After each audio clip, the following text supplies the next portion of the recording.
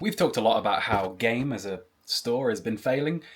Bit of backstory for those that potentially haven't heard it, all two of you. That you can't really pre-order games there anymore, and if you do, there is no actual guarantee they're going to come when they say they're going to come. For example, this question: did Silent Hill 2 Steelbook actually end up coming?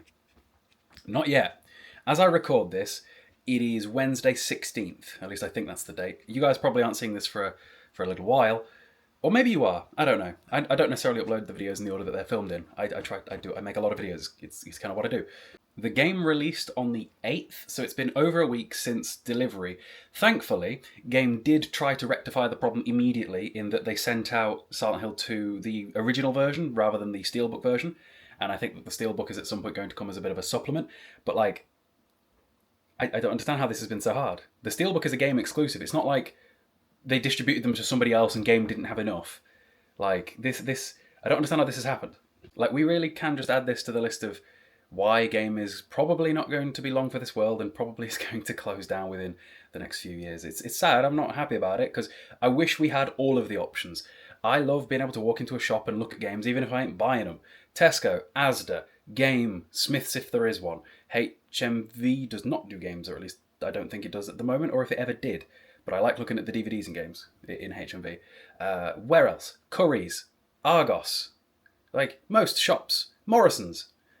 Most shops used to sell games, but Game themselves barely sell games. Also, if you guys haven't already, if you could drop me a subscribe, that'd be awesome. You see the behind the door back there underneath the framed Yugo cards? That's where my 100,000th play button is going one day down the line. I'm curious, have any of you guys got your Steelbook for Silent Hill 2 yet? Because it's been a while now, like over a week. I've said this a million times, but when I was a kid, a pre-order was for the purpose of being able to get the game on day one. Granted, I did get the game on day one, but I didn't exactly get what I paid for on day one, which is questionable to say the least. I do wonder what the rules are behind that. Because of this mess up, are we within rights to return the Silent Hill 2 that we did get and get our money back? Because usually with a game, you can't open it, play it, beat it, and then take it back and get full price refund. But in this instance, we paid for something we haven't got for over a week in advance. And like, what? I don't know. I'm not looking to return it. I'm just curious as to if that's a thing. Has anybody tried?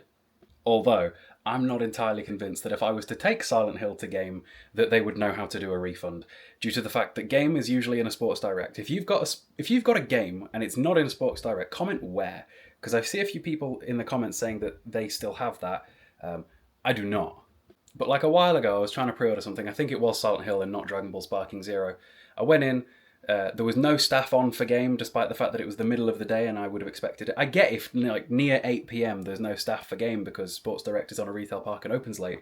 But if you go in the middle of the day and there's no staff for Game, that seems questionable to me. It feels like if there's no staff for Game, they should probably close the Game section rather than allowing people to go over, pick something up, take it to the till and try and buy it, to just not be able to buy it or not be able to do the thing. Because the member of staff that worked on Sports Direct didn't know how to do pre-orders. They called over a manager. The manager didn't know how to do pre-orders.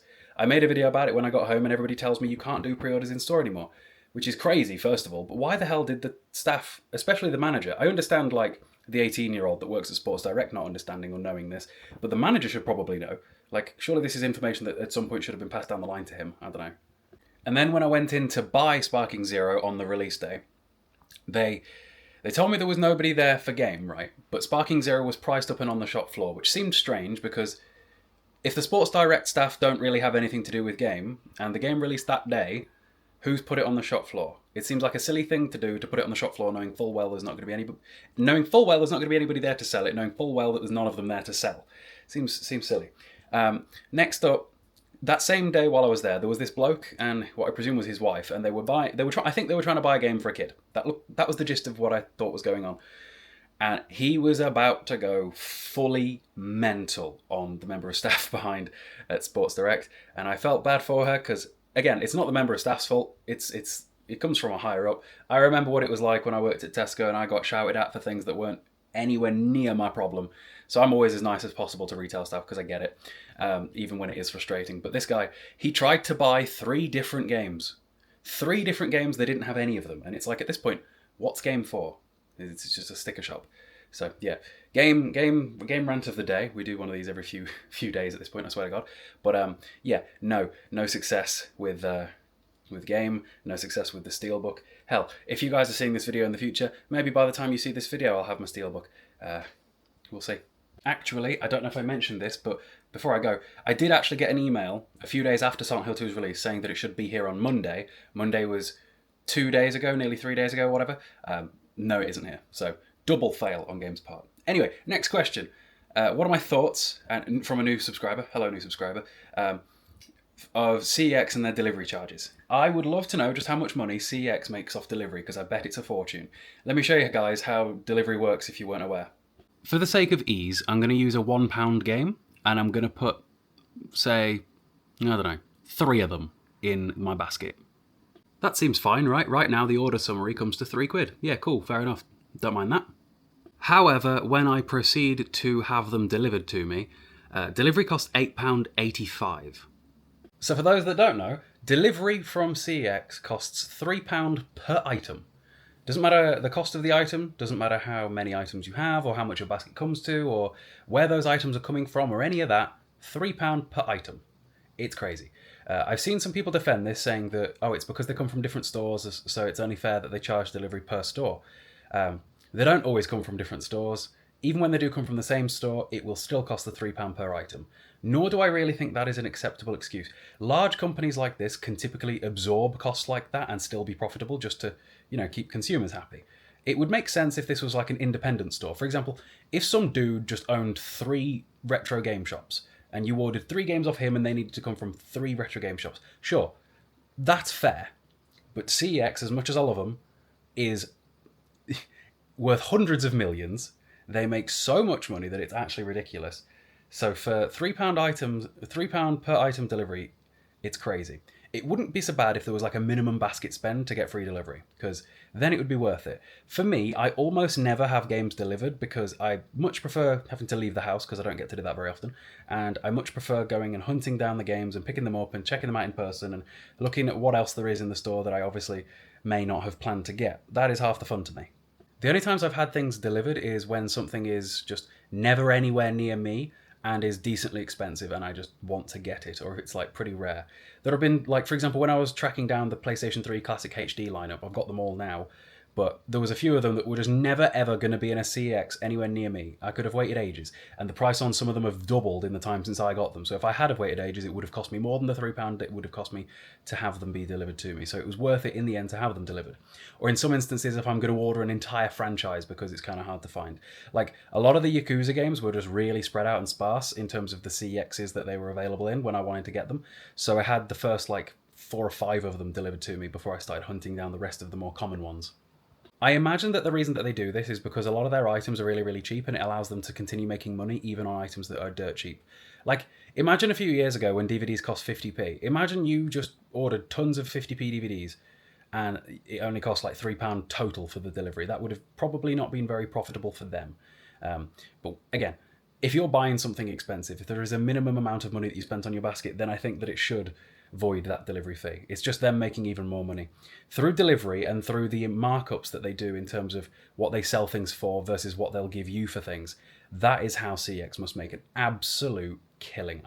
I'd love to know what they make per year. I'd love to know what they make per year off their various different income sources. Like, for example, how much in just phones do they sell? Because I feel like they sell a ton of phones to people. I'm always seeing them sell phones.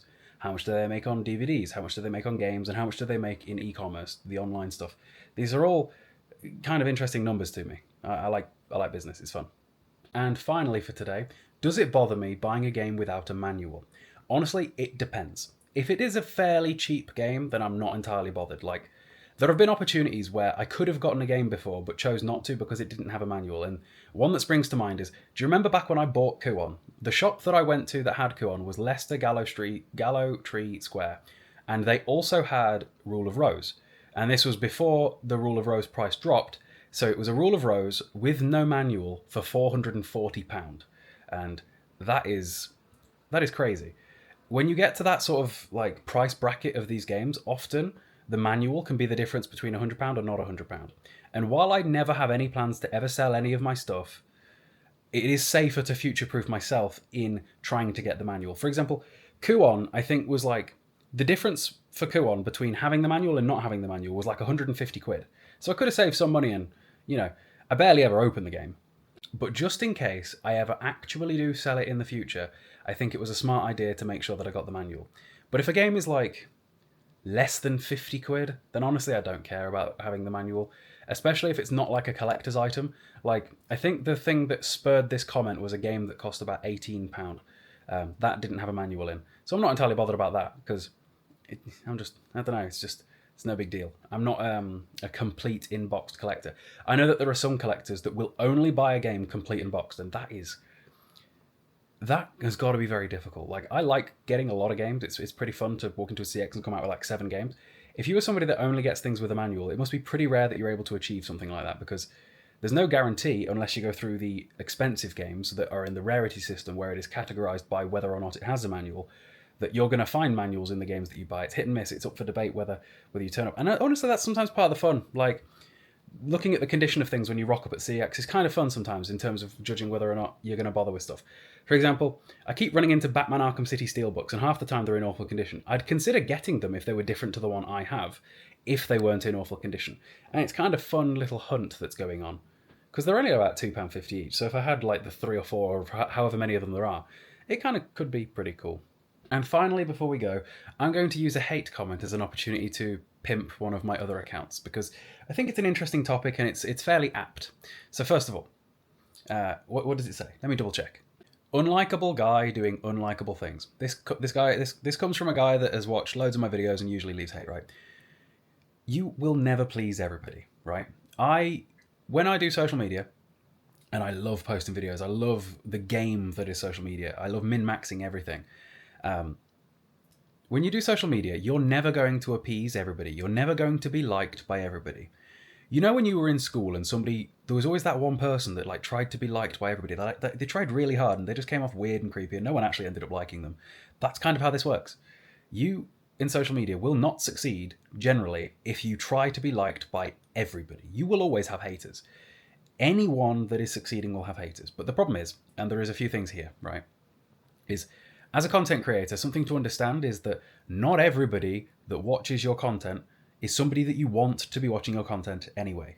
If they don't like you, they're not a fan or anything like that, then you do not need to consider their opinion valuable.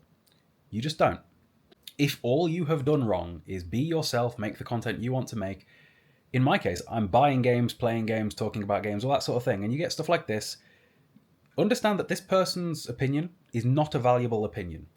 Understand in certain situations when your own opinion is valuable versus when it isn't. I have always been of the opinion that when somebody is speaking on a topic that they know more than me about, I should definitely shut up and just listen, because I don't know what they know. When I pay a professional, I've said this before, big believer in paying a professional to do a professional job, rather than half-arsing it and trying to do it myself. Buy it nice or buy it twice, that sort of thing. So say I take my car to a mechanic, because I don't know anything about cars, assuming it's a reputable mechanic and that they're not scamming me, I will listen to what they're saying, and I will be like, yes, because I don't know any different. I wouldn't assume to be able to tell somebody how to do their job. When just whatever their job is, doesn't really matter what it is. Whatever you guys watching this, whatever your job is, I would never try to tell you how to do it, because presumably, hopefully, you're at least a little bit decent at it, otherwise you wouldn't be doing it, especially if you've managed to take it from entry level to decently successful. For example, I would never in any planet attempt to tell a doctor how to do their job. I would never on any planet assume that my opinion would be in any way valuable to that doctor about the topics that they talk about, because I don't know. I'm bloody stupid. Like, you know what I mean? Like, no, I'm too dumb to even be in that debate and having that conversation. I would be a stupid person if I was to assume that my opinion should matter to that person. So as a content creator, understand that not everyone's going to like your content, but your goal is to not have everybody like your content, because usually if you're trying to do that, nobody likes your content. You have to learn the difference between constructive criticism and somebody that's straight up a hater. Understand that a lot of the time on the internet, especially on places like TikTok and Reels and short form content where people just say whatever they want and there's all this anonymity and all that sort of thing, that people, there's no changing their mind. And that's another big belief I've always had when it comes to arguing is, if you cannot change somebody's mind, there is no point in even attempting to engage with them. Let people do whatever they're going to do, because whatever, you know? The majority of the time, I just block silly, stupid comments. I've said this before, zero tolerance policy. You leave a stupid comment enough times, like usually once is enough and you're gone. I'll just block you. I don't care. But here's the mathematical part of it, like I said, and this is why I'm talking about content creation. I have a whole other account, I'll probably tag it down below, called Cayle Grows, where I talk about making money, being successful, social media, all that sort of thing. So if you're interested, check it out. If you're not, fair enough. Again, not everything is for everybody, and that's something else people have to understand. I'm a big believer in being factually accurate when you say things that are objective statements, or supposed to be, or statements that are said in an objective way. So, for example, saying unlikable guy doing unlikable things is a very stupid thing to say, considering the maths is against you. The maths is against you. It's equivalent to saying, I believe Earth is flat. You can believe that, but the maths is against you and you look stupid for saying it. Sorry, that's the case. Here's why. Because say he says that and his comment gets like 5 likes. It's got no likes, by the way. That would be 6 total people that dislike me. Sounds like a lot when you think about it. However, the video he commented that on gained me 200 new followers. That's 200 people who presumably like the stuff. There is literally a function on social media called liking. If the video has got 1,000 likes, that means 1,000 people liked it. So if 6 people don't like it, good news. You are in the vast majority of people liking you. That'll do. You don't have to appease everybody, nor should you try. Social media is a game of balancing books, balancing seesaws, and all that sort of thing. You want more people to like you than don't like you if you want to succeed on social media.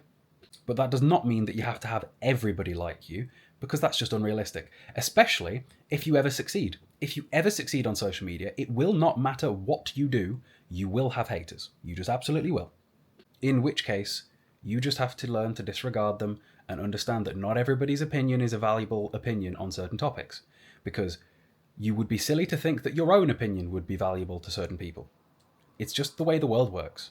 However, social media gives people this sense of main character syndrome where they believe that their opinion's the only way and that everybody else must conform to theirs and everybody else must agree with them and think the same way, when just factually that is not how the world works either.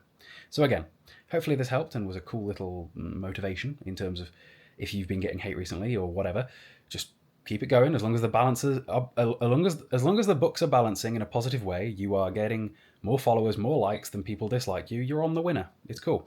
It's why YouTube gives you your likes as a percentage. Like, my average like percentage on YouTube is 96%, which means 4% of people that watch the videos don't like it. Oh no, only 4%. Don't focus on the 4%, focus on the 96 that do. You're winning. It's cool. Anyway, that'll do for today. I'm off. See you guys in a bit.